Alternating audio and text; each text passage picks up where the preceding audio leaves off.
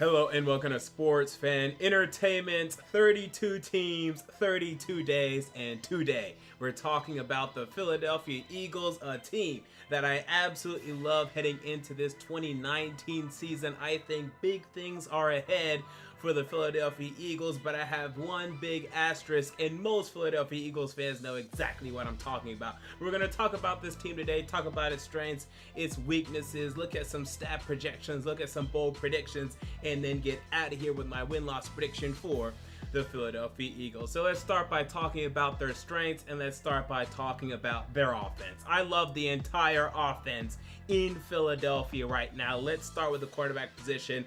Let's start with Carson Wentz. And as Carson Wentz has been extended, and as Dak Prescott searches his extension, we're having this Carson Wentz versus Dak Prescott debate. And look, people, you can bring up the numbers if you want. Is Carson Wentz's rookie year and his missed games in years 2 and 3 that make it seem as close as it is? And even sometimes Dak's stats may look better if you're looking at some individual stats. But if you have eyes, if you've seen Carson Wentz on the football field, if you looked at a Philadelphia Eagles game in the past 2 years, they're not close. Carson Wentz is on the precipice of entering that elite quarterback conversation, and he really already would be there if he would have been healthy throughout the entire of the past 2 seasons. So again, that asterisk, as a lot of you probably figured out, is his health. But he had that MVP caliber season. In fact, I still thought he should have won MVP in 2017. I don't care that he missed the last 3 games. He still had better stats, better performances, and I think almost as many wins as Tom Brady did. I gave it to Carson Wentz that year. I thought he should have won it. This guy is terrific. I expect an MVP caliber season from Carson Wentz. But then you add in Jordan Howard at the running back position. Okay, now we're talking even more. This is no Jay Ajayi. This is a guy that legitimately did well at a previous stop. Now he got pushed out because they got some other running back talent in there that they wanted to, see more of in Tariq Cohen. But I think Jordan Howard is really one of the best Philadelphia Eagle running backs to put on a uniform in really the past 5 years. He's right up there with DeMarco Murray too, but really I'm just so excited to see what he does with the Philadelphia Eagles team. Darren Sproles at this point, he's pretty much done. He's still on the roster for the past 2 years. He really hasn't played, but I just like the running back position. Then the wide receivers, it's ridiculous right now. And they went out and they said, yeah, we have great wide receivers. Let's go ahead and add JJ Arcega-Whiteside from Stanford. This guy was my number 2 wide receiver in the entire NFL draft. I had him right behind AJ Brown. I thought he was a borderline first round talent. You guys got him at the end of the 2nd round. Fantastic value. Add in Deshaun Jackson to this unit. You're bringing back Alshon Jeffrey to this unit. You still have Nelson Aguilar, who has refound himself. The 5th wide receiver spot is going to be like Mac Hollins. I mean, this is insane, the wide receiver room in Philadelphia right now. And then the best unit of these 3, debatable right next to Carson Wentz, but to me the best unit of this 3 is the offensive line, which has been one of the best offensive lines in the NFL in the past number of seasons. And then you have a great coaching staff as well. One that knows how to coach offense, one that's been coaching offense well during this Doug Peterson regime. You have to love the entire offense of Philadelphia to me. You may be, lower on some parts of it than others, but I think you're talking about at least average in terms of each positional unit, if not above average at each positional unit. And I like Jordan Howard. I do believe he's an above average starting running back in this league. I really do believe that. I think he's borderline top 10, but I put him at number 12, number 11, maybe even number 10. I like Jordan Howard. So you consider all that, I love the offense of Philadelphia, and I also love the front 7. This front 7 is stacked. It's been stacked. This is nothing new, but it still needs to be reinforced. There's so much talent up front. It's led by Fletcher Cox. It's reinforced by Brandon Graham. You have Derek Barnett, who continues to improve and come into his own. They add in Malik Jackson, the former Jacksonville Jaguar and Denver Bronco, to the unit. Vinny Curry is back. Tim Jernigan is still there as defensive line depth.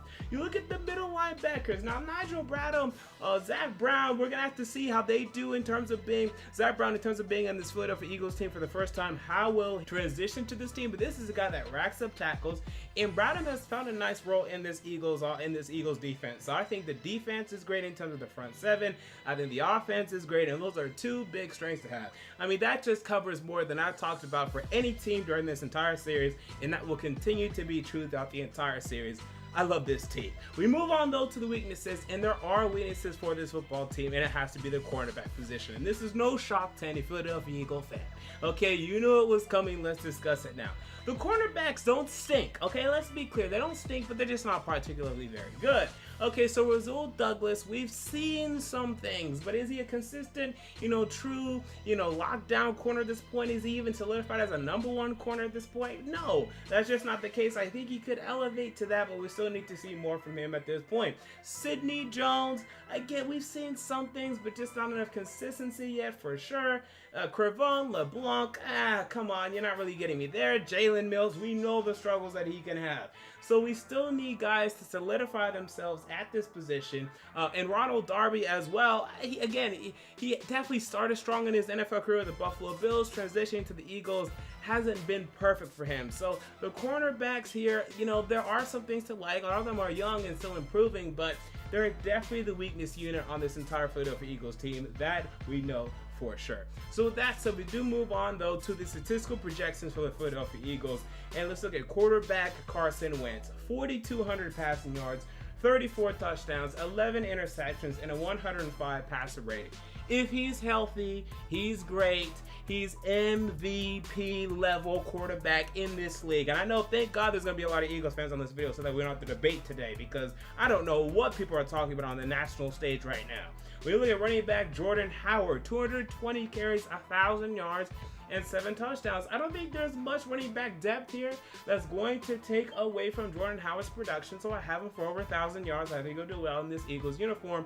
And then wide receiver Deshaun Jackson, 55 catches, 900 yards, and 7 touchdowns. I do believe he will lead the pack. Now, it's going to be a hard pack to lead. Okay, because you're talking about not only the wide receivers I mentioned earlier, but the tight ends as well, and Dallas Goedert and Zach Ertz. In fact, I forgot to mention them when I was talking about the strengths of this team in the offense. I forgot to mention the tight end position. It's a great position when you talk about Zach Ertz and Dallas Goedert. So you're talking about Deshaun Jackson really going to have to fight, but I think he's going to lead the wide receivers. Zach Ertz might actually beat him for a number of receiving yards. Look out for that. But I think he will lead the wide receivers, and I'm pretty dead set on that. And then we look at my bold predictions for the Philadelphia Eagles. Again, I think Deshaun Jackson will lead the wide receivers. I think Zach Ertz might beat him for tight end, but I think Dallas Goedert is going to start to take a lot away from Zach Ertz. So it's a very competitive. Everyone's going to be out there running routes. Hopefully that doesn't mess with the chemistry too much. That is a very interesting, proponent that may be having too many weapons of the same caliber. Maybe Carson Wentz can't quite get on the same page as he would if he only had a clear-cut number 1, 2, and 3, and he always knew where those 1, 2, and 3 would be. That's going to be a little interesting to watch, but it's a good problem to have in Philadelphia. Well, prediction number 2, J.J. Arcega-Whiteside impresses in his rookie year. Again, I had this guy as my number 2 wide receiver this entire draft. Now, impressing will be relative. He's only going to have 400 or 500, maybe 600 receiving yards. Deebo Samuel, the 49ers, will have more yards than him. It probably won't be very close. I think DK Metcalf, same thing. But you're going to look at J.J. Arcega-Whiteside. If you're actually watching tape, you're going to say, okay, he's just as good as those guys. DK Metcalf will be more physically dominant, but you're going to say he's just as good as those guys.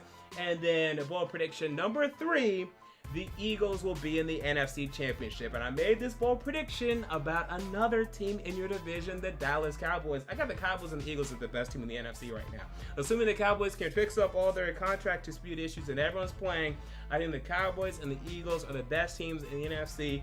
The Saints and the Rams are close behind, but I think their time has passed. I think that was their 1 year, and as we see in the NFL and especially NFC, the wheels change, the wheels turn. Next year is going to be someone different. I think this year it's the Cowboys and the Eagles. I thought last year they were gearing up for that, and we already saw 2 years ago the Eagles were in the damn Super Bowl, and they damn won it. So I'm very confident in this. With that, so move on to my win-loss prediction.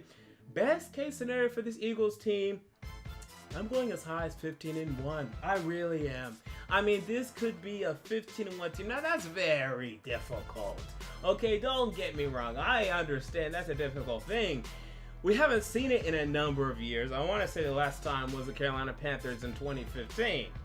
That team was flawed, okay? It had issues with its personnel, and they still went 15-1. The personnel here is better. Will the camaraderie be there? Will the chemistry be there? We'll see. It's a best case scenario, but I think it's on the table. Worst case scenario, I think it's 10-6. Again, this is assuming health. I'm assuming health. I always assume health when I do this, unless if I really feel there's a reason not to assume health. And I will assume health right now. When it comes to Carson Wentz, I think he's just gotten a little unlucky. My prediction is 12-4. They will be the #1 seed in the NFC. I would have went 13-3, but I want to save that win and give it to a bad team like the Giants or the Bengals or the Dolphins and the Raiders and make those fans sleep better at night. Really, that's the only thing that's going on here. But if Carson Wentz is healthy, and I think he will be, I think he might win MVP. In fact, it should have been one of my bold predictions. Right now, I have him winning MVP. I have Carson Wentz right now winning MVP. He's going to be right there with Patrick Mahomes and company, but I think that's where he's going to be, and then he'll finally shut the people up that are wondering why he got extended. Oh, he has so much more to prove. What are you talking about? I mean, he still has to prove that he can win in the playoffs, but in terms of regular season, as long as he's healthy, he's great.